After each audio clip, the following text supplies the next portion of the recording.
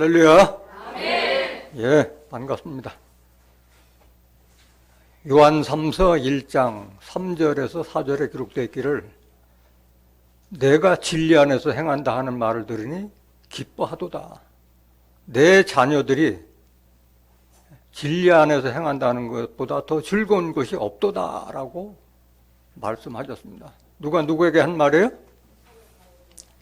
사도이자 장로인 사도 요한이 제자인 가이오에게 한 말이에요.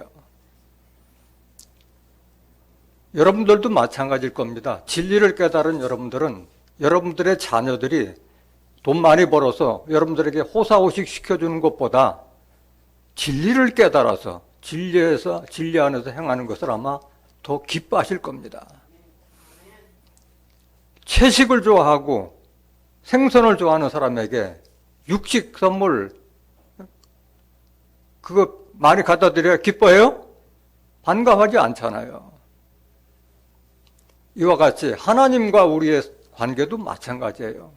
하나님께서 우리 인간을 창조하신 하나님께서 뭘 기뻐하시는지 뭘 즐거워하시는지 알아야지 하나님을 기쁘시게 해드릴 거 아니겠어요?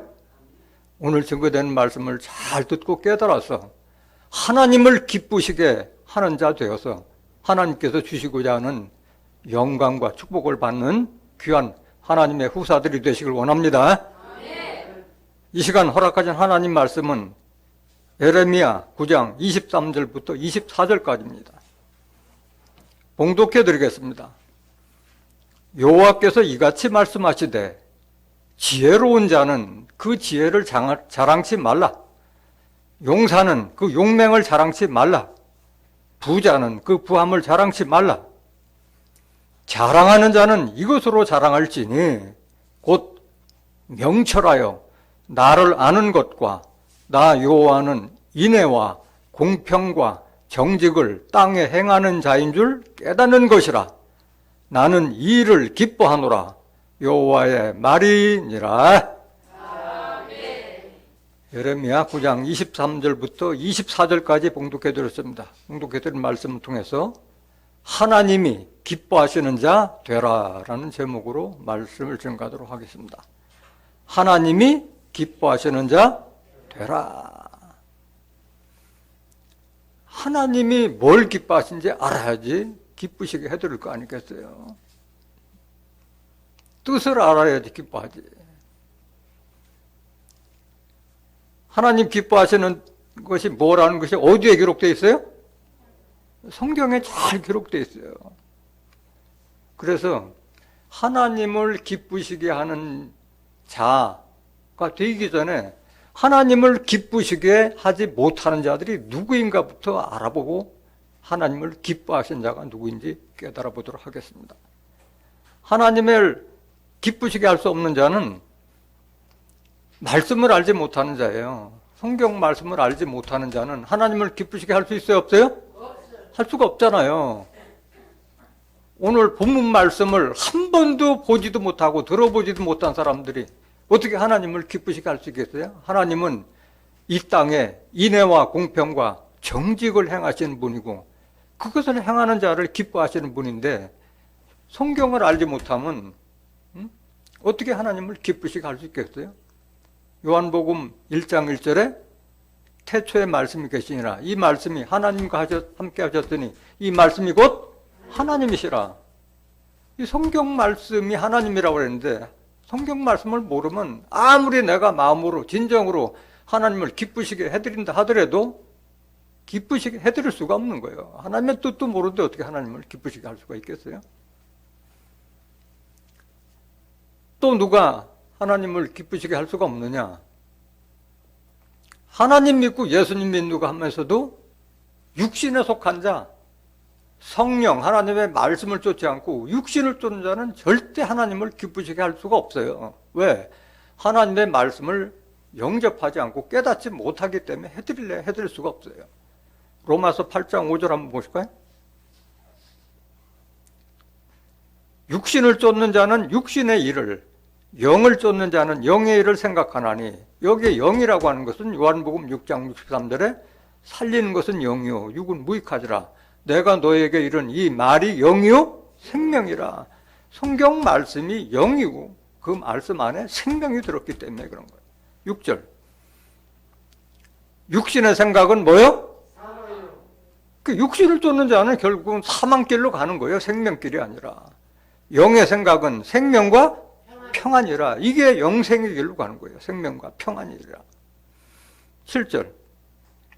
육신의 생각은 하나님과 뭐가 되나니? 원수가 되나니. 이는 하나님의 법, 성경 말씀에 굴복지 아니할 뿐 아니라 할 수도 없습니다. 깨닫지 못하는데 어떻게 하나님을 기쁘시게 할 수 있겠어요? 8절. 육신에 있는 자들은 하나님을 기쁘시게 할 수 없느니라. 육신에 머무른 자는 하나님을 기쁘시게 할 수가 없어요.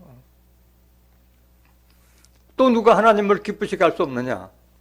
믿음이 없는 자는 하나님을 기쁘시게 할 수 없는 거예요. 성경을 봐도 그 성경 말씀에서 믿음이 있어야 되는데 믿음이 없는 자는 하나님을 기쁘시게 할 수가 없어요. 히브리서 11장 6절 한번 보실까요?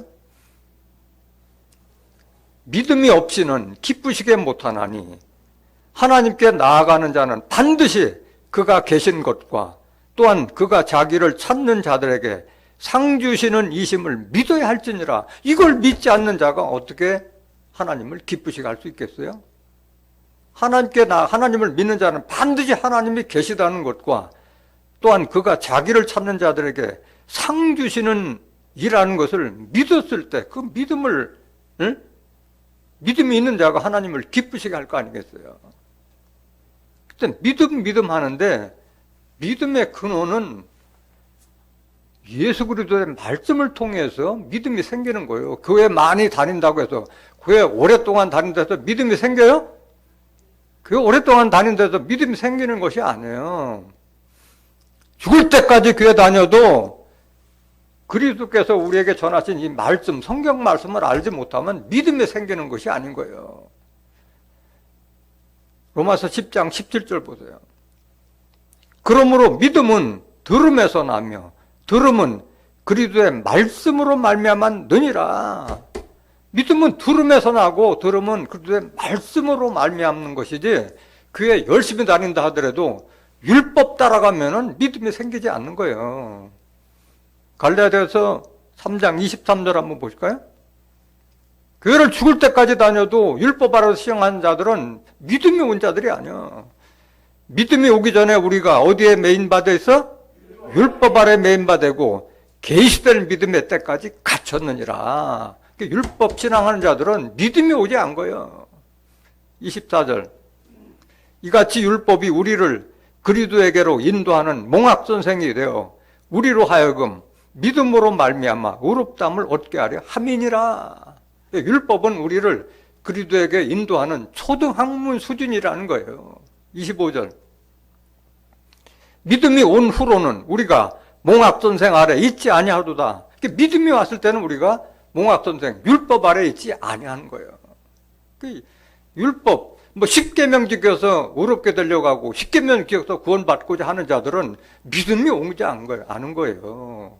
그걸 믿음으로 알고 있는 거예요. 교회 열심히 다니고 11조 많이 하고 헌금 많이 내고 봉사 열심히 하면 그게 믿음으로 알고 있는데 그건 진정한 믿음이 아닌 거예요. 믿음은 그리스도의 말씀을 통해서, 이 성경 말씀을 통해서 하나님이 인애와 공평과 정직을 행하시는 분이다. 이걸 깨달은 자들이 이게 믿음인 거예요. 이게 믿음인 거예요. 말씀을 깨닫지 못하면 믿음이 생기지 않는 거예요. 그런 믿음은 하루아침에 다 허물어져 버리는 거예요. 이 진리의 말씀 앞에서 그냥 공허하게 되는 거예요. 아무것도 남는 게 없는 거예요. 모래 위에 신앙의 집을 지은 것 같이 다 허물어져 버리는 거예요. 말씀 한마디에. 그러면 누가 하나님을 기쁘시게 할 수 있느냐? 누가 하나님을 기쁘시게 할 수 있어요? 어떤 자가 하나님을 기쁘시게 하는 거예요? 어떤 자가? 항상 여러분들은 성경 말씀으로 여러분들이 답변할 수 있는 그 능력을 키우셔야 돼요. 남는 게 여러분들이 뭐예요? 새 언약을 받은 자들은 하나님의 말씀이 자기 마음속에, 머릿속에, 생각 속에 다 있는 거잖아요. 로마서 14장 18절 보세요. 17절 보세요. 로마서 14장 17절. 하나님의 나라는 먹는 것과 마시는 것이 아니요 오직 성령 안에서 의와 평강과 희락이라. 18절. 이로써 그리스도를 섬기는 자는 하나님께 기뻐하심을 받으며 사람에게도 칭찬을 받느니라. 누가 하나님을 기뻐하시는 거예요? 그리스도를 섬기는 자가 하나님께 기뻐하심을 받는 거예요. 그러면서 그리스도를 제대로 섬기는 자들은 사람들한테 손가락질 받지 않아요. 사람들에게도 칭찬을 받는다고 하셨어요. 자, 그리스도를 섬기는데 왜 하나님께서 기뻐하시느냐? 왜 그래요? 그리스도를 섬기는데 왜 하나님이 기뻐하시냐고. 그리스도와 하나님은 하나기 때문에 그런 거예요. 요한복음 10장 30절에 아버지와 나는 하나다. 뭐가 하나라는 거야? 말씀이 하나고 영이 하나라는 거잖아요. 영이 하나라는 거잖아요. 요한복음 1장 18절에 기록되어 있기를 하나님을 본 사람이 없으되 독생하신 하나님께서 나타내신 분이 예수님이시잖아요. 예수님은 하나님의 형상으로 나신 분이잖아요. 그래서 빌립보서 2장 6절에 보면 그리스도를 하나님의 본체라 하셨잖아요. 본체예요, 본체. 하나라는 거예요, 하나. 그래서 예수님께서 하신 말씀은 예수님 속에 누가 있는 거예요? 하나님이 계셔서 하나님의 영으로 대언해 하신 분이기 때문에 하나라는 거예요. 예수님이 십자가 지시기 전에 빌립이 기왕 가시려거든 아버지 좀 보여주고 가시옵소서 했을 때 뭐라고 말씀하셨어요? 네가 나하고 오랫동안 있었으니 나를 본 자는 아버지를 보았거니 어떻게 해서 아버지를 보이라 하느냐 책망을 했잖아요. 요한복음 14장 9절 보세요. 예수께서 가라사대 빌립아 내가 이렇게 오래 너희와 함께 있으되 네가 나를 알지 못하느냐? 나를 본 자는 아버지를 보았거늘 어찌하여 아버지를 보이라 하느냐? 빌립은 예수의 참모습을 봤어요? 못 봤어요? 못 봤어요. 예수의 겉모습은 봤지만 예수 안에서 하나님의 영이 거하시다는 그거를 보지 못한 거예요. 그러니까 그런 어리석은 질문을 하는 거예요. 10절 보세요. 나는 아버지 안에 있고 예수님 누구 안에 있어요? 하나님, 말씀으로 계신 하나님 안에 있고 아버지는 내 안에 계신 말씀으로 계신 영으로 계신 하나님이 예수님 안에 계셨다는 거예요. 아버지는 내 안에 계신 것을 내가 믿지 아니하느냐? 내가 너에게 이르는 이 말이 스스로 내 입에서 하는 것이 아니라 내 안에 계신 아버지께서 내 안에 계셔 그 일의 일을 하는 것이라 말씀하신 거예요. 이거를 확실하게 깨달아야 돼요. 그래서 여러분들도 마찬가지. 여러분들도 그들을 섬긴다는 것은 여러분들 안에 뭐가 있어야 되는 거예요? 하나님의 영, 그리스도의 영이 내 안에 있는 자가 그리스도를 섬기는 자예요. 요한이서 1장 9절 보세요. 요한이서 1장 9절. 지내쳐 그리스도 교훈 안에 거하지 아니하는 자마다 하나님을 모시지 못하되 교훈 안에 거하는 이 사람이 아버지와 아들을 모시느니라. 그리스도의 말씀, 교훈의 말씀 안에 거하는 자가 자기 안에 영으로 계신 하나님, 또 영으로 계신 예수님을 모시는 거예요. 자기 안에 있기 때문에. 요한복음 4장 24절에 하나님은 영이시라고 했고 고린도후서 3장 11절에 주 그리스도도 영이라고 말씀하셨잖아요. 고린도서 6장 17절에 주 합하는 자는 한 영이니라 말씀하신 거예요. 육신은 나지만은 나를 지배하는 것은 내 속에 계신 영으로 계신 하나님과 예수님이 내 영을 지배하기 때문에 하나가 되는 거예요. 이런 자가 하나님을 기쁘시게 할 수 있는 거예요. 왜? 하나님의 말씀을 다 알기 때문에 하나님은 인애와 공평과 정직을 기뻐하시는 분이라는 것을 알았기 때문에 아는 자가 기쁘게 해드릴 수 있는 거 아니겠어요? 오늘 본문 말씀 한번 보시겠습니다.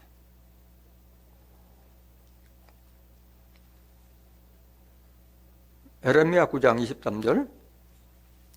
여호와께서 이같이 말씀하시되 지혜로운 자는 그 지혜를 자랑치 말라. 용사는 그 용맹을 자랑치 말라. 부자는 그 부함을 자랑치 말라 말씀하셨어요. 이것은 누가 누구에게 한 말이에요? 예레미야 선지자에게, 누구에게? 배역한 하나님의 말씀을 거역한 유다 족속, 예루살렘 족속들에게 한 말이에요. 이 말은. 그 말은 예루살렘과 유다 족속을 변개해서 오늘날 하나님과 예수를 믿는 우리에게 하는 말이라는 것을 새겨들어야 하는 말이에요. 그거는 그림자적으로 보여준 거잖아요. 이스라엘. 배경을 아셔야 돼요. 왜 하나님께서, 예레미야 선지자가 왜 하나님께서 받아서 이 말씀을 하셨는가? 그 배경을 아셔야지 알 거 아니겠어요? 예레미야 9장 11절 보세요. 예레미야 9장 11절. 내가는 하나님이요. 내가 예루살렘으로 무더기를 만들며 실랑의 구렬이 되게 하겠고 유다 성읍들로 황폐하게 하여 거민이 없게 하리라. 유다 족속이 망하기 직전에 이렇게 하나님을 거스리고 거역했던 유다와 예루살렘에 대한 경고의 말씀인 거예요. 이 말씀은. 실랑의 구렬이 되다는 게 뭐야? 늑대나 그 사나운 짐승들의 소굴이 되겠다 하는 거잖아요. 예루살렘을. 유다 성읍들로 황폐케 하여 거민이 없겠다 하겠다. 12절. 지혜가 있어서 이 일을 깨달을 만한 자가 누구며 없다. 지혜 가진 자가 없다는 거예요. 하나님을 제대로 알려주는 자가 없다는 거예요. 여호와의 입의 말씀을 받아서 광팔자는 광범하게 좀 알려줄 자가 없다는 거예요. 그 당시에 유다 족속들은 여호와의 입을 말씀을 받아서 광팔자가 누구인고 이 땅이 어찌하여 멸망하여 광야같이 타서 지나는 자가 없게 되었느냐? 여호와께서 말씀하시되 이는 그들이 내가 그들의 앞에 세운 나의 법을 버리고 내 목소리를 청종치 아니하며 그대로 행치 아니하고. 그래서 그 북이스라엘은 먼저 아수르에서 멸망당하고 남유대국은 결국 하나님 말씀 청종치 않아서 바벨론에 의해서 멸망당하잖아요. 멸망당하기 직전에 이 말씀하신 거예요. 14절. 그 마음의 강팍함을 따라 그 열조가 자기에게 가르친 바알들을 쫓았습니다. 하나님을 쫓지 않고 바알신을 따랐다는 거예요. 그러니까 하나님께서 얼마나 분노하셨겠어요. 15절. 그러므로 만군의 여호와 이스라엘의 하나님 내가 말하노라. 보라 내가 그들 곧 이 백성에게 뭘 먹이며? 쑥물을 먹이는 거예요. 쑥을 먹이며 독한 물을 마시고 그들과 그들의 조상이 알지 못하던 열국 중에 그들을 해치고 진멸되기까지 그 뒤로 칼을 보내리라 하셨느니라. 그러고 나서 오늘 본문 말씀이 시작되는 거예요. 본문 말씀. 그러니까 하나님의 말씀을 거역하고 바알신을 쫓는 유다국 예루살렘 족속들에게 하나님께서 경고의 말씀을 하시고 나서 이 말씀하신 거예요.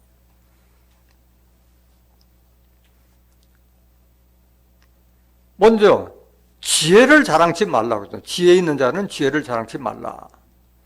왜 자랑하지 말라고 그랬어요?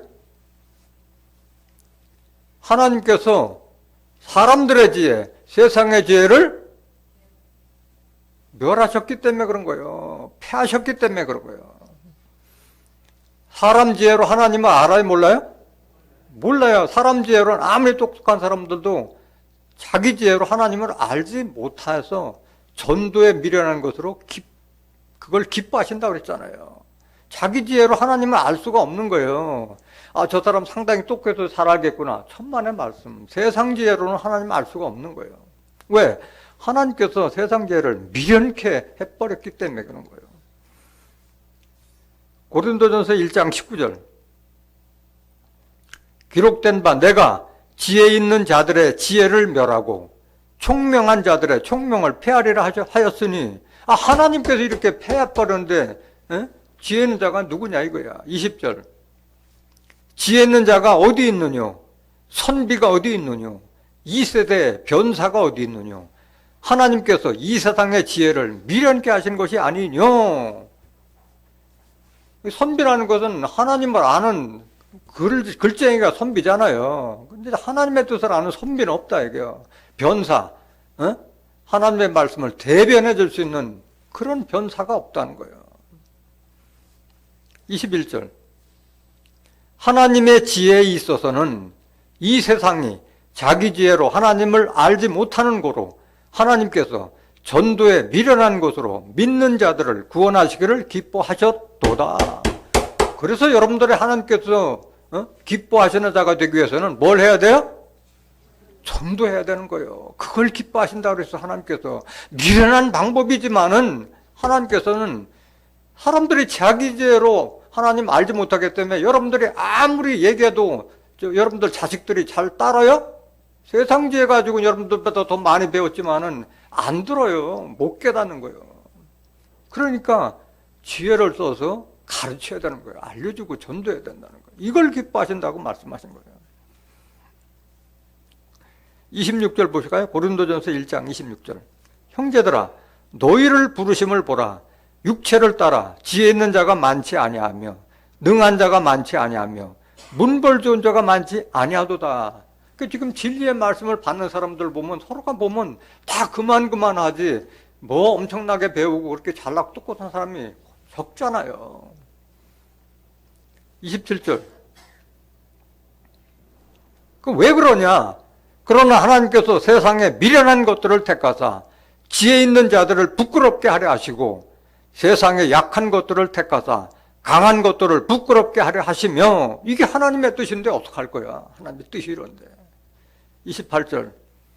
하나님께서 세상에 천한 것들과 멸시받는 것들과 없는 것들을 택하사 있는 것들을 폐하려 하시나니 이는 아무 육체라도 하나님 앞에서 자랑하지 못하게 하려 하심이라. 자기 육체로는 하나님 앞에 자랑할 게 없다는 거예요. 그래서 지혜를 자랑치 말라고 말씀하신 거예요. 그 지혜가 어디에서 나오느냐?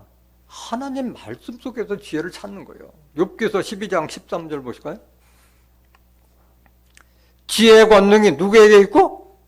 하나님께 있어요. 지혜의 권능이. 모략과 명철도 누구에게? 하나님께 있어요. 모략과 무슨 책략이나 전략도 다 하나님께 달려있어요. 명철, 총명하고 사리분별이 명확한 것도 다 하나님께 속해 있는 거예요. 잠언서 9장 10절 한번 볼까요? 여호와를 경외하는 것이 뭐의 근본이요? 지혜의 근본이요. 하나님을 두려운 마음으로 공경하는 것이 지혜의 근본이요.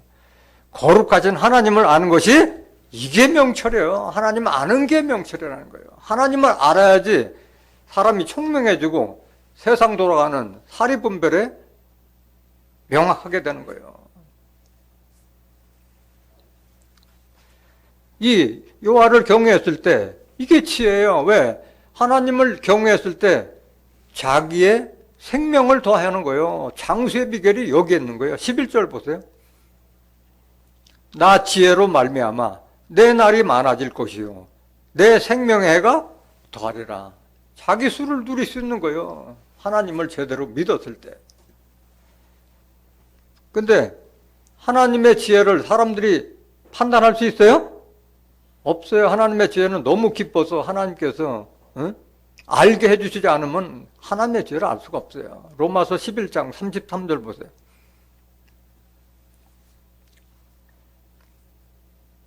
깊도다 하나님의 지혜와 지식에 부여하며 그의 판단은 측량치 못할 것이며 그의 길은 찾지 못할 것이로다. 하나님의 지혜의 그 광범위함은 우리가 측량이 불가한 거예요. 사람의 생각하고 다르기 때문에 그런 거예요. 그럼 하나님의 지혜를 받기 위해서는 우리가 어떻게 해야 돼요? 하나님의 지혜를 누구에게 숨겨두고 있어요? 예수 그리스도 안에 다 숨겨놓기 때문에 그리스도를 깨달아야만이 하나님의 지혜를 알 수 있는 거예요. 골로새서 2장 2절 보세요. 이는 저희로 마음의 위안을 받고 사랑 안에서 연합하여 원만한 이해의 모든 부여에 이르러 하나님의 비밀인 그리스도를 깨닫게 하려 함이라. 하나님의 비밀이 다 누구에게 감춰 있어요? 예수 그리스도 안에 감춰 있는 거예요. 3절. 그 안에는, 예수 그리스도 안에는 지혜와 지식의 모든 보화가 감춰 있느니라. 보화는 말씀을 상징하고 있잖아요. 그래서 지혜와 지식에 이르는 모든 말씀의 지혜가 다 예수 그리스도 말씀 안에 감춰 있기 때문에 그리스도를 섬기는 자는 하나님께서 기뻐하시는 거예요. 그럼 하나님의 지혜는 도대체 어떤 지혜냐? 세상 지혜하고 다른 거예요. 야고보서 3장 17절 보세요. 오직 위로부터 난 지혜는, 위로부터 난 지혜가 뭐예요? 하나님께서 우리에게 주신 그 지혜는 첫째, 성결하고, 다음에 화평하고, 관용하고, 양순하며, 긍휼과 선한 열매가 가득하고, 편벽과 거짓이 없나니. 이게 하나님의 지혜예요. 거룩하고 깨끗하고 화평하고 널리 용서하고 어질고 순하며 남을 불쌍히 여기는 긍휼과 선한 열매가 가득하고, 갈라디아서 5장 22절 23절에 기록된 말씀과 같이 사랑과 화평과 희락과 오래 참음과 자비와 양성과 충성과 온유와 절제와 같은 9가지 성령의 열매와 에베소서 5장 9절에 기록된 빛의 열매, 모든 착함과 의로움과 진실함, 이런 열매가 가득하는 거고, 편벽, 한쪽으로 치우침이 없고 중용을 지키고 거짓이 없나니. 하나님은 거짓을 제일 싫어하는 분이기 때문에 거짓이 없는 거예요. 이게 하나님의 지혜예요. 18절 보세요. 화평케 하는 자들은 화평으로 심어 의의 열매를 거두느니라. 그 화평케 하는 자들은 화평을 심어 의의 열매를 거둔다고 그랬어요. 화평케 하는 자들은 마태복음 5장 9절에 보면 화평케 하는 자들은 복이 있나니 하나님의 아들이라 일컬음을 받으리라. 하나님 아들의 일컬음 받는 자들이 화평케 하는 자들이요. 의의 열매를 거둔다. 의의 열매는 무슨 나무? 잠언서 11장 30절에 의의 열매는 생명나무라. 생명나무는 모든 소원 성취를 이루는 거라 했잖아요. 잠언서 13장 12절에 모든 소원을 이룬 것은 생명나무라고 말씀하셨잖아요. 모든 소원 성취를 이룰 수 있는 것이 하나님의 지혜를 받은 자가 이런 축복을 받는 거예요. 세상 지혜가 아닌 하나님의 지혜를 받기를 원합니다. 용사는 그 용맹을 자랑치 말라. 성경에서 너무나도 많은 예를 볼 수 있잖아요. 그 블레셋 장군 골리앗이 다윗의 물맷돌 한 방에 그냥 갚버렸잖아. 아무리 용맹해도 뭐해. 다윗, 소년 다윗의 물맷돌에 한 번 이마가 박혀가지고 꼬꾸라져 버렸잖아요. 하나님께서 하시는 전쟁은 사람이 하는 전쟁하고 달라요. 창세기 14장 14절부터 16절에 기록되어 있기를 그 아브라함이 자기 조카 롯이 붙잡혀 갔을 때 그 알라만 그돌라오멜과 함께한 4개국을 대항하기 위해서 소돔과 고모라 왕들 5개국이 합해도 이기지 못했는데, 그래서 다 사로잡혀가고 조카까지 다 포로가 돼서 붙들어 갔는데, 아브라함이 자기 집에서 기르는 318명의 가인을 데리고 가서 4개국 연합국을 다 쳐부시고 다 전리품을 회수해도 돌아오잖아요. 그런 전쟁이 어떻게 있을 수가 있겠어요? 하나님께서 함께 하시는 자에게 승리가 다 돌아가는 거예요. 또 이스라엘 족속을 출애굽시켰을 때 모사가 하나님의 지팡이로 바닷물을 열어서 이스라엘 족속은 건너가게 하고, 애굽의 군사들이 바닷속에 왔을 때 또 바닷물을 흐르게 해가지고 다 수장시켰대. 그게 어떻게 사람의 능력으로 할 수 있는 전쟁이에요? 하나님의 지팡이를 모세가 잡고 있었기 때문에 가능했던 거잖아요. 여호수아가 여리고성 정렵했을 때 뭘로 이겼어요? 성을 7바퀴, 제사장들이 양각나팔 부고 성 7바퀴 들고 하루아침에 여리고성이 무너졌잖아요. 칼과 방패와 무슨 전쟁 무기를 이긴 게 아니잖아요. 하나님께서 함께 하셨을 때 승리할 수가 있는 거예요. 또 그 겁쟁이 기드온, 그 미디안 족속들이 왔을 때 혹시 그 같은 거를 수탈해 가니까 포도 틀에서 그 추출할 정도로 그렇게 소심하고 겁쟁이였던 기드온이 300용사를 가지고 미디안 족속 12만 이상을 다 섬멸해 버렸잖아요. 그게 어떻게 가능한 전쟁이겠어요? 횃불 들은 항아리와 나팔 그거 가지고 이겼잖아요. 이 사사기 6장부터 8절까지 한번 잘 읽어보시면 다 나와 있잖아요. 마찬가지예요. 종말에 하나님의 뜻을 이룰 선지자인 고레스에 대해서도 마찬가지예요. 종말의 섭리도 이렇게 이루어지는 거예요. 하나님께서 누구의 손을 잡아주는지에 따라서 성패가 결정되는 것이지 군사 수요의 많고 적음, 무기의 강약에 있는 것이 아닌 거예요. 이사야서 45장 1절 한번 보실까요? 나 여호와는 나의 기름받은 고레스의 오른손을 잡고 열국으로 그 앞에 항복하게 하며 열왕의 허리를 풀며 성문을 그 앞에 열어서 닫지 못하게 하리라. 내가 고레스에게 이르기를 내가 네 앞서 가서 험한 곳을 평탄케 하며 눈문을 쳐서 부수며 쇠빗장을 꽂고 누가 한 거예요?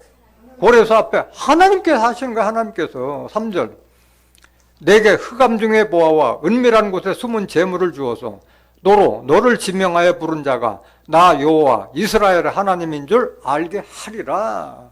하나님께서 고레스에게 기름 붓고 하나님께서 택해서 이렇게 활용하시는 거예요. 4절 보세요. 내가 나의 종 야곱 나의 택한 이스라엘을 위하여 너를 지명하여 불렀나니 너는 나를 알지 못하였을지라도 나는 내게 칭호를 주었노라. 나는 여호와라 나 외에 다른 이가 없나니 나밖에 신이 없느니라. 너는 나를 알지 못하였을지라도 나는 내 띠를 동일 것이요. 나는 하나님을 보내도 하나님께서 택하신 자에게 이런 권세와 축복을 주시는 거예요. 6절 해 뜨는 곳에든지 지는 곳에든지 나밖에 다른 이가 없는 줄을 무리로 알게 하리라. 나는 여호와라 다른 이가 없느니라. 내가 일을 다 한다요. 다른 사람이 이렇게 할 수 없다. 7절 나는 빛도 짓고 어둠도 창조하며 나는 평안도 짓고 환난도 창조하나니 나는 여호와라 이 모든 일을 행하는 자 아니라 하였노라. 그 전쟁의 승패가 누구에게 달려있는 거예요? 하나님께서 누구의 손을 잡아주느냐에 따라 다른 거예요. 이 고레스는 누구냐? 고레스는 종말의 사명자를 상징하고 있는 거예요. 바사왕 고레스였잖아요. 바사왕 고레스가 포로된 이스라엘 족속들을 다시 본토로 보내줘서 예루살렘을 중건케 했던 그 왕이 고레스 왕이었잖아요. 이 말씀은 고레스를 빙자한 종말에 하나님의 뜻을 이룰 선지자를 상징해서 한 말인 거예요. 그게 어디에 있느냐? 이사야 44장 28절 보세요.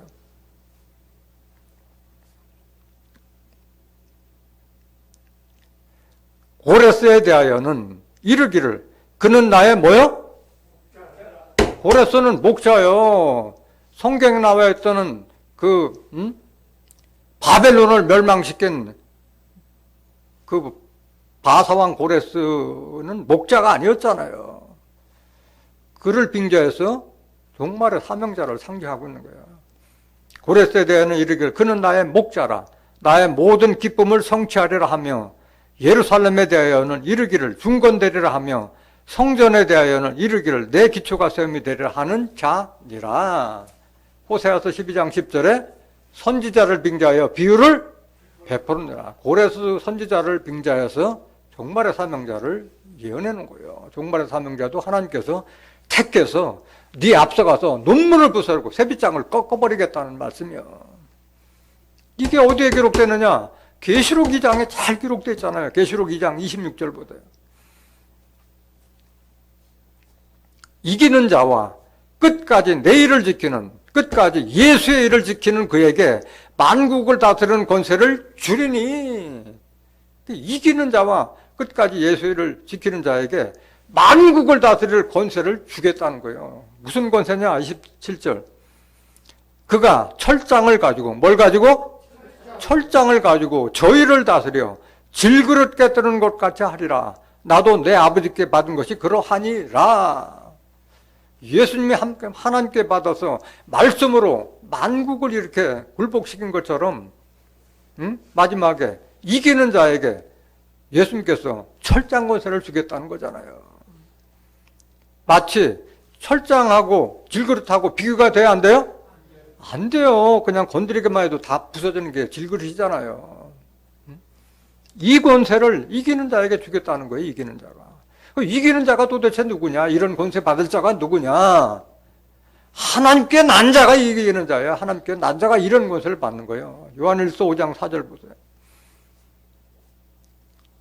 대저 하나님께로서 난 자마다 세상을 이기느니라. 하나님께로 난 자가 이 권세를 받는 거예요. 하나님께서 난 자가 누구예요? 많은 사람들은 하나님께서 난 자면 예수님만 기억하는데 하나님으로 난 자는 하나님의 말씀으로 난 자를 말하는 거예요. 야고보서 1장 18절에 기록되기를 그가 그 조물 중에 우리로 첫 열매가 되게 하여 진리의 말씀으로 우리를 낳으셨느니라. 베드로전서 1장 23절에 우리가 거듭난 것은 썩어질 씨가 아니라 썩지 않은 하나님의 말씀으로 난 자라고 말씀하신 거예요. 말씀으로 거듭난 자가 철장 권세를 받게 되어 있는 거예요. 그래서 자기 지혜나 자기 용맹을 자랑치 말라. 하나님께서 함께 하시기를 여러분들 기도할 줄로 믿습니다. 또 부자는 그 부함을 자랑치 말라. 부하고 가난한 것이 누구에게 달렸어요? 하나님께 달렸잖아요. 하나님께. 부자는 하루아침에 하나님께도 택해버리면 영혼을 빼앗아 버리면 아무런 소용이 없는 거예요. 누가복음 12장 15절 보세요. 누가복음 12장 15절. 저에게 이르시되 삼가 모든 탐심을 물리치라. 욕심을 물리치라. 사람의 생명이 그 소유에 넉넉한 데 있지 아니하니라 하시고 또 비유로 저에게 일러 가라사대. 부자에 대한 비유예요. 부자에 대한 비유. 한 부자가 그 밭에 소출이 풍성함에 심중에 생각하여 가로되 내가 곡식 쌓아둘 곳이 없으니 어찌할꼬 하고 또 가로되 내가 이렇게 하리라. 내 곡간을 헐고 더 크게 짓고 내 모든 곡식과 물건을 거기 쌓아두리라. 욕심이 지나친 거예요. 지금도 풍족한데 더 크게 져서 더 늘리겠다는 그런 부자를에게 한 경고의 말씀이에요. 19절. 또 내가 내 영혼에게 이르되 영혼아 여러 해 쓸 물건을 많이 쌓아두었으니 평안히 쉬고 먹고 마시고 즐거워하자 하리라 하되 하나님은 이르시되 누가 이르시되? 하나님이 이르시되 어리석은 자여 오늘 밤에 내 영혼을 도로 찾으리니 그러면 내 예비한 것이 네 것이 되겠느냐 하셨으니 자기를 위하여 재물을 쌓아두고 하나님께 대하여 부요치 못한 자가 이와 같으리라. 그래서 재물 가지고 자랑하지 말라는 거예요. 하루아침에 없앨 수 있는 것이 다 하나님께 달려있기 때문에 그래요. 사무엘상 2장 6절 보세요.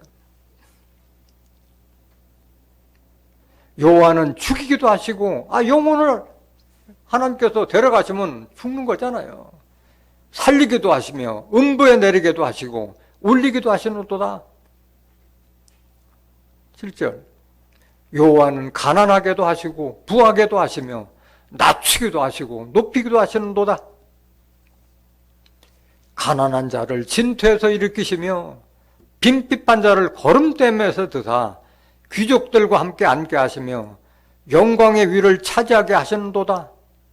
땅의 기둥들은 여호와의 것이라 여호와께서 세계를 그 위에 세우셨도다. 이런 분이 하나님이셔요.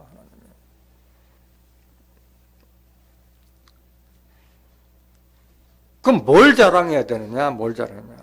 에레미야 9장 24절. 에레미야 9장 24절. 자랑하는 자는 이것으로 자랑할지니. 뭘 자랑할지 여러분들 잘 듣고 깨달으셔야 돼요. 곧 명철하여 나를 아는 것과 나 여호와는 인애와 공평과 정직을 땅에 행하는 자인 줄 깨닫는 것이라. 나는 이 일을 기뻐하노라. 누구의 말이요? 여호와 하나님의 말씀인 거예요. 하나님께서는 자기의 비밀을 그종 선지자들에게 보이지 않고는 행하심이 없다고 했는데 다 선지자, 에레미야 선지자를 통해서 하나님이 뭘 기뻐하는 것도 다 알려주셨잖아요. 전 몰랐습니다. 할 수 있어요? 없어요? 다 알려주셨잖아요. 그래서 자랑하는 자는 이것으로 자랑할지 곧 명철하여 나를 아는 것과. 명철이 있어야지 하나님을 아는 거예요. 하나님을 아는 것은. 나를 안다는 것은 말씀을 안다는 거잖아요. 말씀을 계시기 때문에. 여호와는 인애와 공평과 정직을 땅에 행하는 자일 줄 깨닫는 것이라. 하나님이 그걸 기뻐하시면 하나님은 누굴 기뻐하는 거예요? 인애와 공평과 정직을 행하는 자를 기뻐하시는 거잖아요. 상대적으로. 근데 하나님을 아는 것은 명철해야 한다고 그러는데 명철도 다 하나님의 말씀을 통해서 얻어지는 것이 그냥 명철이 생기는 것이 아니잖아요. 세상 죄를 다 패해버렸는데. 잠언서 1장 1절 보세요. 잠언서 1장 1절. 다윗의 아들 이스라엘 왕 솔로몬의 잠언이라. 이는 지혜와 훈계를 알게 하며 명철의 말씀을 깨닫게 하며. 하나님의 말씀이 지혜와 훈계가 명철인 거예요. 하나님 말씀 자체가. 이 잠언서뿐만 아니라 성경 전체가 명철을 주는 거잖아요. 3절. 지혜롭게, 의롭게, 공평하게, 정직하게. 여기 다 나와 있네. 공평, 정직 다 하나님의 말씀 속에 다 있는 거예요. 정직하게 행할 일에 대하여 훈계를 받게 하며 어리석은 자로 슬기롭게 하며 젊은 자에게 지식과 근신함을 주기 위한 것이니. 이게 성경 말씀이고 잠언 말씀인 거예요. 이게 5절. 지혜 있는 자는 듣고 학식이 더할 것이요 명철한 자는 모략을 얻을 것이라. 그래서 모략을 얻기 때문에 하나님의 모략을 다 알 수 있는 거예요. 하나님께서. 하나님께서 세상 끝날에 어떻게 심판하고 어떤 자를 구원하겠다는 그 모략을 깨닫는 거예요. 말씀을 통해서. 그 하나님의 말씀을 어떻게 하느냐. 하나님은 말씀을 계시다는데 그것은 교회 다닌다고 해서 하나님 말씀 다닌 게 아니에요. 앞에도 말씀드렸지만은 믿음은 그리스도의 말씀을 들었을 때 믿음이 생기듯이 하나님 아는 지식도 하나님을 알게 해주는 곳에 나가야만 하나님을 알 수 있지. 아무 곳에 나가서 하나님을 알 수 있는 게 아니에요. 이사야서 11장 9절 보세요. 어디에 가서 하나님의 말씀이 넘치는지. 나의 거룩한 산 모든 곳에서 해됨도 없고 상함도 없을 것이니 이는 물이 바다를 덮음같이 여호와를 아는 지식이 세상에 충만할 것임이니라. 이런 곳에 들어가서 말씀을 들어야지 하나님이 어떤 분이라는 걸 알 수 있는 것이지. 나의 거룩한 산이라면 거룩한 산이 어딜 말하는 거예요? 성산이잖아요. 성산. 하나님께서 계신 그 거룩한 곳이 성산이잖아요. 그 성산이 어디예요? 시온과 예루살렘이잖아요. 시온과 예루살렘에 가야만이 이런 말씀을 들을 수 있는 거예요. 스가랴서 8장 3절 보세요. 나 여호와가 말하노라. 내가 시온에 돌아왔은즉 예루살렘 가운데 거하리니 예루살렘은 진리의 성읍이라 일컫겠고 만군의 여호와의 산은 무슨 산? 성산. 하나님 계신 곳이 성산. 여기 가야만이 말씀 듣는 거예요. 일컫게 되리라. 하나님 영으로 계신 하나님이 지금 어디에 와 계세요? 시온에 와 계시고 예루살렘은 저 중동 땅 시온과 예루살렘이 아니라 진리의 말씀으로 성과 각을 이룬 그 장소가 예루살렘이고 바로 그곳이 시온인 거예요. 여기 가야만이 이곳에서 하나님의 말씀을 들을 수가 있는 거예요. 교회 다닌다 해서 오늘 본문 말씀을 이제까지 한 번도 못 들은 사람이 무지하게 많을 거예요.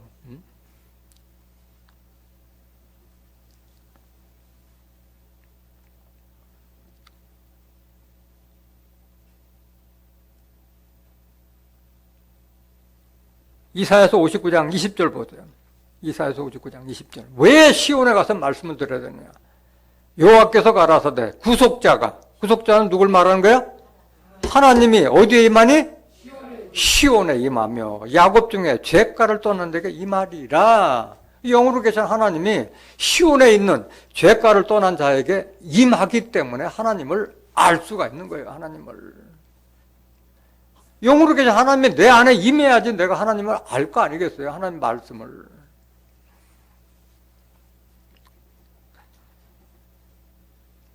호세아서 2장 19절 보세요. 영으로 계신 하나님이 나하고 내게 장가 들었을 때 내가 하나님의 진정한 아내와 같은 입장이 됐을 때 하나님의 말씀을 받아들일 수 있는 자가 됐을 때 하나님을 알 수 있는 거예요.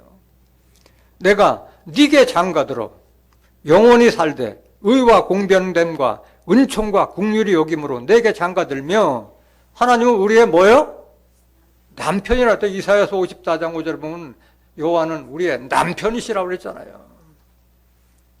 진실함으로 내게 장가들리니 네가 여호와를 알리라. 영으로 계신 하나님이 내게 장가들시 내게 임했을 때 내가 하나님을 알 수가 있는 거예요. 하나님의 영이 내게 임했을 때 알 수 있는 거예요. 이 하나님의 영이 임한 자들이 누구냐? 율법에 머물지 않고 예수님께 주신 새 언약의 말씀을 깨닫는 자들에게 하나님을 알 수 있는 축복을 주시는 거예요. 히브리서 8장 10절 보세요. 히브리서 8장 10절. 또 주께서 가라사대 그날 후에 내가 이스라엘 집으로 세울 언약이 이것이니 내 법을 저희 생각에 두고 저희 마음에 이것을 기록하리라. 나는 저에게 하나님이 되고 저희는 내게 백성이 되리라. 하나님의 법, 성경 말씀을 내 마음과 생각에 담은 자가 바로 하나님을 알 수 있는 거예요. 11절 보세요. 또 각각 자기 나라 사람과 각각 자기 형제를 가르쳐 이르기를 주를 알라 하지 아니할 것은 저희가 작은 자로부터 큰 자까지 다 나를 알면 여기에 주는 하나님도 주요 예수님도 주잖아요. 그 영으로 계신 하나님과 예수님을 내 마음과 생각에 다 저장이 되어 있기 때문에 뭐 하나님을 알라 예수님을 알라 할 필요가 없다는 거예요. 다 안다는 거예요. 작은 자부터 큰 자까지. 어디에 있는 자가? 시온과 예루살렘에서 신앙생활을 하는 자에게 이런 축복이 주어지는 거예요. 깨달아야 할 줄로 믿습니다. 그래서 여러분들이 전도하라고 하는 거예요. 이 진리의 말씀을 들을 수 있도록 전도하라는 거예요.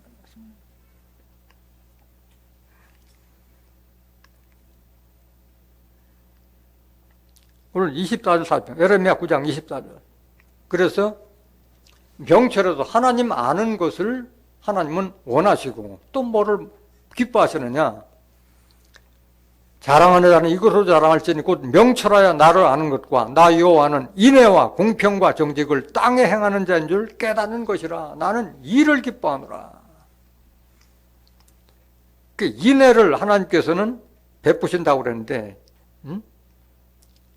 이거는 처음부터 말씀하신 거예요. 모세 율법을 줄 때부터도 하나님께서 말씀하신 거예요. 인애에 대해서는. 신명기 7장 9절 보세요. 그런즉 너는 알라 오직 내 하나님 여호와는 하나님이시요 신실하신 하나님이시라. 그를 사랑하고 그 계명을 지키는 자에게는 천대까지 언제까지? 천대까지 그 언약을 이행하시며 인애를 베푸시되. 인애라는 게 뭐예요? 어질고 사랑하는 것이 인애잖아요. 하나님은 전부 사랑으로 나타나죠. 사랑. 어질고 사랑하는 것으로 나타나는 거예요. 10절. 그를 미워하는 자에게는 당장에 보응하여 멸하시나니 여호와는 자기를 미워하는 자에게 지체하지 아니하시고 당장에 그에게 보응하시느니라. 그런즉 너는 오늘날 내가 내게 명하는 명령과 규례와 법도를 지켜 행할지니라. 이런 하나님의 말씀을 행하는 자에게 인애를 베푸신다는 거예요. 12절. 너희가 이 모든 법도를 듣고 지켜 행하면 내 하나님 여호와께서 내 열조에게 맹세하신 언약을 지켜 내게 뭘 베푸실 것이라? 이런 말씀을 지키는 자에게 인애를 베푸시는 하나님이시라는 거예요. 하나님께서는 제사보다도 인애를 원하시고 번제보다도 하나님 아는 것을 원한다고 말씀하세요. 호세아서 6장 6절 보세요. 나는 인애를 원하고 제사를 원치 아니하며 번제보다 하나님 아는 것을 원하노라. 형식적으로 나와서 예배 드리는 것보다 차라리 어질고 사랑스러움을 해가는 것 하나님이 원하신다는 거예요. 헌금보다도 하나님의 뜻과 섭리를 아는 것을 하나님은 더 바라고 그걸 기뻐하신다고 말씀하신 거예요. 호세아서 12장 6절 보세요. 호세아서 12장 6절. 그런즉 그렇기 때문에 너의 하나님께로 돌아와서 인애와 공의를 지키며 항상 너의 하나님을 바라볼지니라. 여러분들도 인애로운 자가 되라는 말씀이에요. 어질고 자비롭고 사사로운 의가 아니라 공공의 이익, 하나님의 뜻과 섭리를 위한 의로운 자가 되라는 말씀인 거예요. 스가랴서 7장 8절 한번 보실까요? 스가랴서 7장 8절. 여호와의 말씀이 스가랴에게 임하여 이르시되 만군의 여호와가 이미 말하여 이르기를 너희는 진실한 재판을 행하며 피차에 인애와 긍휼을 베풀며 여기 있잖아요. 인애와 긍휼을 베풀며 다른 사람에게 어질고 사랑스러운 마음으로 행하고 불쌍히 여기는 긍휼을 베풀며 과부와 고아와 나그네와 궁핍한 자를 압제하지 말며 남을 해하려 하여 심중에 도모하지 말라 하였으나 청종하기를 싫어하며 등으로 향하며 듣지 아니하려고 귀를 막으며 그 마음을 금강석 같게 하여 율법과 만군의 여호와가 신으로 이전 선지자를 빙자하여 전한 말을 듣지 아니하므로 큰 노가 나 만군의 여호와께서 나왔도다.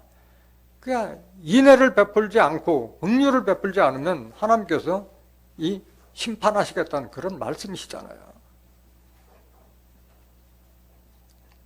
또 공평하신 하나님, 하나님은 공평하신 하나님께서 하나님이시기 때문에 공평을 베푸는 자를 하나님께서 기뻐하시는 거예요. 레위기 19장 35절 보실까요? 레위기 19장 30. 이건 처음부터 율법을 주실 때부터도 이 말씀 하셨던 거예요. 너희는 재판에든지 도량형에든지 불의를 행치 말고 공평한 저울과 무슨 저울? 공평한 저울과 공평한 추와 공평한 에바와 공평한 흰을 사용하라. 나는 너희를 인도하여 애굽 땅에서 나오게 한 너희 하나님 여호와니라. 저울도 공평해야 돼, 추도 공평해야 되고 공평한 에바가 뭐예요? 쌀다는 말, 흰은 되박을 말하는 거잖아요. 그 물건을 재는 것을 다 공평한 저울과 공평한 말이나 되박 같은 걸 사용하라. 이거는 물건만 재는 게 아니라 재판이라고 했기 때문에 모든 일거수일투족을 남을 옳고 그름을 판단할 때도 공평한 잣대를 가지고 판단하라 그 말씀이잖아요. 잠언서 21장 3절 보세요. 하나님은 누구를 기뻐하셨느냐? 잠언서 21장 3절. 의와 공평을 행하는 것은 제사 드리는 것보다 여호와께서 기쁘게 여기시느니라. 인애를 베푸는 것도 하나님께서도 기뻐하시고 그걸 원하시듯이 의와 의롭게 행하고 공평을 행하는 것은 이런 예배보다도 하나님께서도 기쁘게 여기신다는 거예요. 공평하라. 그래서 하나님의 지혜는 편벽과 거짓이 없다고 그러잖아요. 치우치지 않다고 그랬잖아요. 이 사람이나 저 사람이나 똑같이 대하고 부자나 가난한 자, 권세 있는 자나 권세 없는 자나 예수님은 뭐 치우친 적이 있었어요? 똑같이 대했잖아요. 똑같이. 잠언서 8장 20절. 잠언서 8장 20절. 나는 의로운 길로 행하며 공평한 길 가운데로 다니나니 이는 나를 사랑하는 자로 재물을 얻어서 그 곳간에 채우게 하려 함이니라. 하나님은 공평을 베푸는 자에게 그 곳간을 채우시겠다고 약속하신 말씀이에요. 공평한 자에게.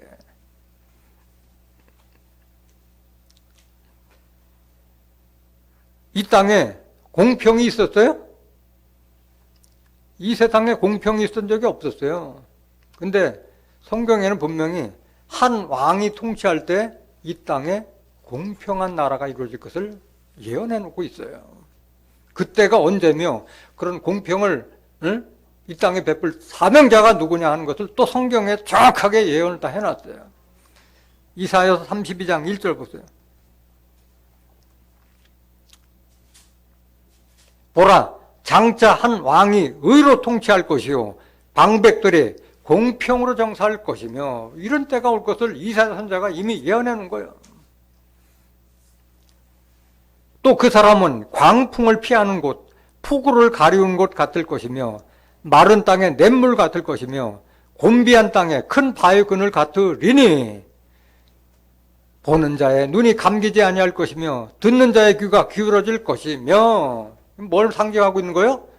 하나님의 뜻과 섭리의 말씀을 이렇게 잘 증거했기 때문에 눈이 감기지 않고 듣는 자의 귀가 기울어진다는 거예요. 영안이 떠지고 성령의 말씀을 알아들 수 있는 귀가 열린다는 거예요. 한 공평한 왕이 통치할 때. 4절, 조급한 자의 마음이 지식을 깨닫고 어눌한 자의 혀가 민첩하여 말을 분명히 할 것이라. 하나님의 말씀을 알지 못한 자가 하나님의 뜻과 섭리를 깨달아서 증거할 수 있는 자까지 잘할 수 있게 해주겠다는 거예요. 누구냐 이게? 이런 공평한 왕이 누구를 상징하고 있는 것이냐? 공평을 베풀 자. 에레미야 23장 5절 보세요. 나 여호와가 말하노라. 보라, 때가 이르니니 내가 다윗에게 한 의로운 가지를 일으킬 것이라. 그가 뭐가 되어? 이가 왕이 되는 이때를 말하는 거예요. 그가 왕이 되어 지혜롭게 행하며 세상에서 공평과 정의를 행할 것이며, 다윗에게 의로운 가지를 일으킨 그가 이 땅에 공평과 정의를 행한다고 말씀하신 거예요. 이때 무슨 일이 일어나느냐? 6절. 그의 날에, 그의 날은 누구의 날이요? 가지의 날. 다윗으로부터 난 가지의 날에 유다는 구원을 얻겠고 이스라엘은 평안히 거할 것이며 그 이름은 여호와의 우리의 의라 일컬음을 받으리라.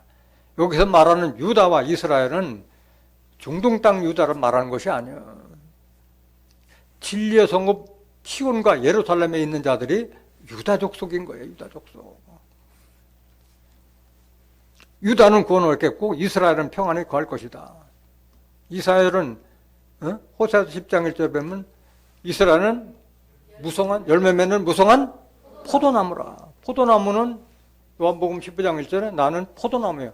예수 믿는 자를 가리켜 이스라엘이라고 빙자한 거잖아요. 스가랴서 2장 12절에 보면 내가 유다와 예루살렘을 다시 택했다는 거예요. 다시 택한 유다 족속을 상징하고 있는 거예요.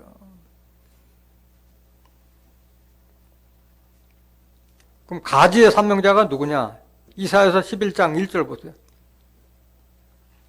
이새의 줄기에서 한 싹이 나며 그 뿌리에서 한 가지가 나서 결실할 것이요. 이새는 누구의 아버지예요? 다윗의 아버지잖아요. 이새의 줄기에서 한 싹은 다윗이 나고 그 이새의 뿌리에서 한 가지가 나서 결실할 것이요. 다윗의 뿌리, 이새의 뿌리는 누구예요? 예수님. 계시록 22장 16절에 나 예수는 다윗의 뿌리로 말씀하셨잖아요. 다윗의 뿌리나 이새의 뿌리나 하나잖아요. 그 뿌리에서 한 가지가 나서 결실할 거예요. 예수로부터 한 영적 사명자가 출현할 것을 이미 이사야 선지자가 예언해 놓은 거예요. 다윗의 뿌리는 예수에서 한 가지가 나서 결실할 것이요. 나무를 빙자해서 지금 사명자가 날 것을 지금 예언해 놓은 거잖아요. 2절 보세요. 여호와의 신 곧 지혜와 총명의 신이요 모략과 재능의 신이요 지식과 여호와를 경외하는 신이 누구에 강림하시리니? 그 위는 가지 사명자에게 하나님의 신이 임한다는 거예요. 3절. 그가 여호와를 경외함으로 즐거움을 삼을 것이며 그 눈에 보이는 대로 심판치 아니하며 귀에 들리는 대로 판단치 아니하며. 여기에 그는 누구예요? 가지 사명자, 다윗의 뿌리부터 나오는 가지 사명자가. 4절. 공의로 빈핍한 자를 심판하며 정직으로 세상에 겸손한 자를 판단하는, 여기 정직 나오잖아요. 정직한 자여 이런 자는 그 입에 막대기로 세상을 치며 입술의 기운으로 악인을 죽일 것이며 공의로 그 허리띠를 삼으며 성실로 몸의 띠를 삼으리라. 그래서 다윗의 뿌리에서 나온 가지 사명자가 출현할 때 이 땅에 공평과 정의가 이루어질 줄로 믿습니다. 그렇기 때문에 여러분들은 다 공평을 행하라고 말씀하신 거예요. 이사야서 56장 1절 보세요. 여호와께서 이같이 말씀하시되 너희는 공평을 지키며 의를 행하라. 나의 구원이 가까웠고 나의 의가 쉬 나타날 것임이라 하셨은즉. 공평을 행하는 자 되시길 원합니다. 그 다음에 하나님은 정직을 이 땅에 행하시고 정직한 자를 기뻐하신다고 말씀하셨어요. 시편 25장 8절 보실까요? 여호와는 선하시고 정직하시니 그러므로 그 도로 죄인을 교훈하시리로다. 정직하신 하나님이야. 시편 33장 1절. 너의 의인들아 여호와를 즐거워하라. 찬송은 정직한 자의 마땅히 할 바로다. 정직한 자가 찬송도 부를 수 있는 자격이 있는 거예요. 2절. 수금으로 여호와께 감사하고 열줄 비파로 찬송할지어다. 새 노래로 그를 노래하며 즐거운 소리로 공고히 연주할지어다. 여호와의 말씀은 정직하며 그 행사는 다 진실하도다. 하나님은 정직하고 진실한 자를 좋아하고 사랑하고 기뻐하시지 거짓말하는 자들은 하나님께서는 싫어하시는 거예요. 5절. 저는 정의와 공의를 사랑하시며 세상에 여호와의 인자하심이 충만하도다. 이런 하나님을 여러분들이 깨달았을 때 하나님을 기쁘시게 할 수 있는 거예요. 잠언서 2장 6절 보세요. 잠언서 2장 6절. 대저 여호와는 지혜를 주시며 지식과 명철을 그 입에서 내심이며 그의 지혜나 지식과 명철 다 하나님께서 주시는 거예요. 7절. 그는 정직한 자를 위하여 완전한 지혜를 예비하시며 정직한 자에게 완전한 지혜를 예비하신다고 하신 거예요. 행실이 온전한 자에게 방패가 되시나니 대저 그는 공평의 길을 보호하시며 그 성도들의 길을 보존하려 하심이니라. 하나님은 공평의 길을 보호하고 계시는 거예요. 9절. 그런즉 내가 공의와 공평과 정직 곧 모든 선한 길을 깨달을 것이라. 깨닫고 행하는 자 되시길 원합니다. 잠언서 15장 8절 한 번 더 보세요. 잠언서 15장 8절. 악인의 제사는 여호와께서 미워하셔도 정직한 자의 기도는 그가 기뻐하시느니라. 뭘 기뻐해요? 정직한 자의 기도를 하나님께서 들으시고 그걸 기뻐하시는 거예요. 이사야서 26장 7절 보세요. 의인의 길은 정직하며 정직하신 주께서 의인의 첩경을 평탄케 하시도다. 의인이라 하는 자들은 정직한 자예요. 하나님께서는 정직하신 자에게 지름길로 갈지라도 그 길을 평탄케 해주겠다는 거예요. 첩경이라는 것은 지름길을 말하는 거예요. 어느 길을 가더라도 하나님께서 지켜주시겠다는 거예요. 의인과 정직한 자에게. 주의 장막, 주의 성산. 여러분들이 최종 목표는 거기잖아요. 하나님 계신 주의 성산, 주의 장막에 들어가는 거예요. 거기도 정직한 자가 들어가는 거예요. 시편 15장 1절 보세요. 여호와여 주의 장막에 유할 자 누구오며 주의 성산에 거할 자 누구냐. 하나님 계신 그 성산에 거할 자가 누구냐. 정직한 자가 있는 거예요. 2절. 정직하게 행하며 공의를 일사하며 그 마음의 진실을 말하며. 5절까지 나머지 읽어보세요. 정직한 자가 첫 번째잖아요. 주의 장막, 우리가 들어갈 하나님의 장막.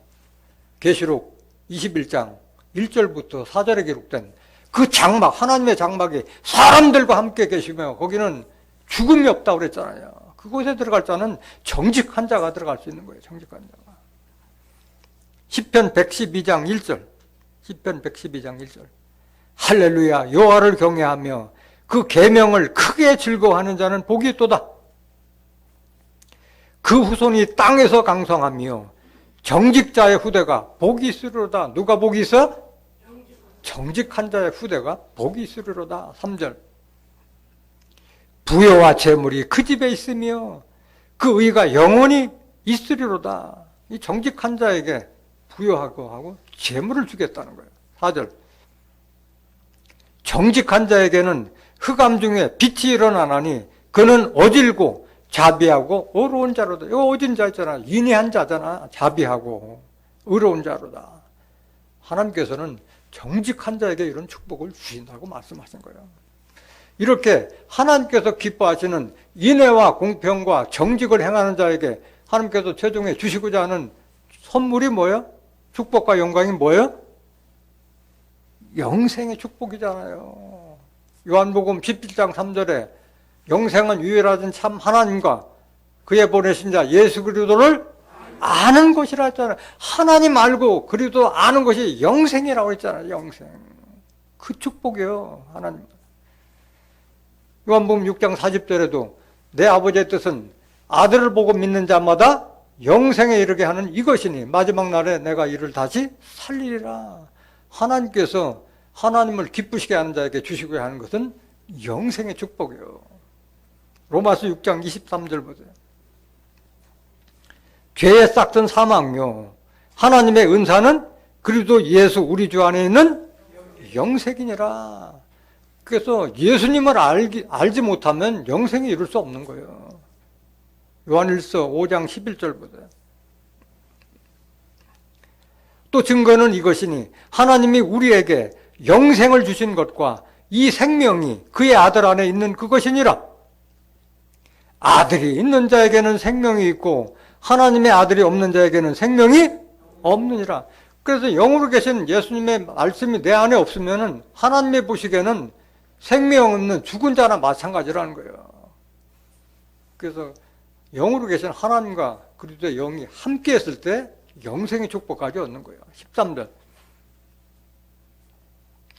내가 하나님의 아들의 이름을 믿는 너희에게 이것을 쓴 것은 너희로 하여금 너희에게 영생이 있음을 알게 하려 함이라. 20절. 요한일서 5장 20절. 또 아는 것은 하나님의 아들이 이르러 우리에게 지각을 주사 우리로 참된 자를 알게 하신 것과 또한 우리가 참된 자 곧 그의 아들 예수 그리스도 안에 거한 것이니 그는 참 하나님이시요 영생이시라.